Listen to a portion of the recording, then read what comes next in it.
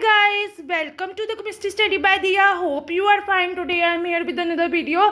Important question for the exam point of view. So guys, welcome to the chemistry study by Diya. Hope you are fine. अगर आपको मेरी video अच्छी लगती है तो please like share subscribe my channel. Please मेरे channel को जाके देखिए, वीडियोस को जाके देखिए, लाइक कीजिए, शेयर कीजिए, सब्सक्राइब कीजिए, मेरे फुल वीडियो भी देखिए, शॉर्ट्स भी देखिए. So today important action for the exam, important question for the exam is inductive and resonance effect. Inductive effect और रेजोनेंस इफेक्ट में क्या डिफरेंस है, वो इंपॉर्टेंट क्वेश्चन है for the exam. So exam point of view से बहुत important question है inductive और रेजोनेंस इफेक्ट में difference. So inductive effect and resonance effect it occurs in sigma bond. ठीक है, इंडक्टिव इफेक्ट जो सिग्मा बॉन्ड में होता है, रेजोनेंस इफेक्ट जो पाई बॉन्डिंग में होता है. ठीक है, इसमें क्या होता है, इंडक्टिव इफेक्ट में डिस्प्लेसमेंट ऑफ इलेक्ट्रॉन्स होती है ड्यू टू इलेक्ट्रोनेगेटिव एटम होता है, और रेजोनेंस इफेक्ट में डीलोकलाइजेशन ऑफ इलेक्ट्रॉन्स होती है इन कंजुगेटेड सिस्टम में. और इंडक्टिव इफेक्ट में क्या होता है, इलेक्ट्रॉन विड्रॉइंग होती है, मतलब ग्रुप अपने आप इलेक्ट्रॉन को टूवर्ड्स अपने तरफ खींचते हैं,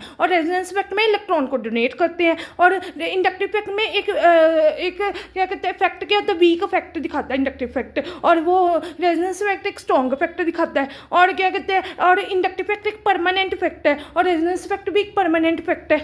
ठीक है, मतलब इंडक्टिव इफेक्ट में आपने ये बताना है कि डिस्प्लेसमेंट ऑफ इलेक्ट्रॉन्स होती है ड्यू टू इलेक्ट्रोनेगेटिव एटम में, और रेजोनेंस इफेक्ट में डीलोकलाइजेशन ऑफ इलेक्ट्रॉन्स होती है इन कंजुगेटेड सिस्टम में. और फिर आपने बताना है इंडक्टिव इफेक्ट में इलेक्ट्रॉन विड्रॉइंग होती है, मतलब एटम्स, ग्रुप्स, कार्बन, ये सारे इलेक्ट्रॉन्स अपनी तरफ खींचते हैं, और रेजोनेंस इफेक्ट में इलेक्ट्रॉन की डोनेटिंग होती है, और इसमें वीक इफेक्ट दिखाता है इंडक्टिव इफेक्ट में, रेजोनेंस इफेक्ट में स्ट्रॉन्ग इफेक्ट दिखाता है. और फिर ये सिग्मा बॉन्डिंग में होते हैं, वो पाई बॉन्डिंग में होते हैं. ठीक है, तो मतलब ये इसका डिफरेंस है. और क्या कहते हैं, एग्जांपल के तौर पे इंडक्टिव इफेक्ट में ले सकते हो Cl ले सकते हो, कुलीन ले सकते हो, फुलीन ले सकते हो, ब्रोमीन ले सकते हो, आयोडीन ले सकते हो, और रेजोनेंस इफेक्ट में बेंजीन ले सकते हो. तो इंडक्टिव इफेक्ट में याद रखना डिस्प्लेसमेंट ऑफ इलेक्ट्रॉन्स होती है, रेजोनेंस इफेक्ट में याद रखना डीलोकलाइजेशन ऑफ इलेक्ट्रॉन्स होती है, और वो सिग्मा बॉन्डिंग में होता है. Inductive effect, resonance effect pi bonding में होता है, और इसमें इंडक्टिव इफेक्ट में इलेक्ट्रॉन विड्रॉइंग होती है, और रेजोनेंस इफेक्ट में इलेक्ट्रॉन डोनेटिंग होती है. इंडक्टिव इफेक्ट में माइनस आई होता है,